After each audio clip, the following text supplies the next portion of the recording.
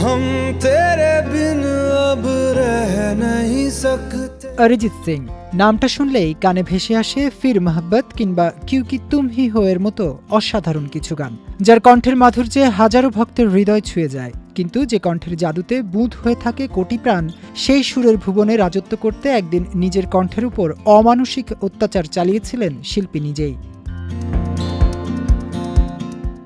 সম্প্রতি এক সাক্ষাৎকারে সেই যন্ত্রণাময় অধ্যায় নিয়ে মুখ খুলেছেন অরিজিৎ, যা শুনে রীতিমতো স্তব্ধ তার ভক্ত অনুরাগীরা। Almost like sculpting your voice, but torture किया है अपने आप को एक तरीके से। অরিজিৎ সেই অত্যাচারের গল্প নিয়ে জানান, পেশাদার জীবনে যখন যাত্রা শুরু করেন তখন তার কণ্ঠস্বর মোটেও বর্তমান অবস্থায় ছিল না।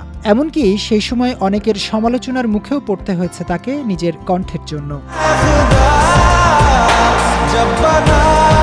আজ তার কণ্ঠে যে দরদ ও নিখুঁত আবেগ খুঁজে পাওয়া যায়, সেটির জন্য কঠোর পরিশ্রম করে নিজের গলাকে ভেঙে নতুন রূপ দিতে হয়েছে তাকে। তিনি বলেন, আসলে আগে আমার আওয়াজ অনেকেই পছন্দ করতেন না। আমি অনেকটা স্থাপত্য নির্মাণের মতো ভেঙে ভেঙে নিজের গলাকে তৈরি করেছি। গলার পেশিগুলোকে কাঙ্ক্ষিত ছাঁচে ফেলতে অনেক অত্যাচার করেছি নিজের উপর। রেওয়াজ করতে করতে আমি সব সীমা ছাড়িয়ে যেতাম। সারা রাত এমনভাবে প্র্যাকটিস করতাম যে ক্লান্তিতে গলা ভেঙে বসে যেত।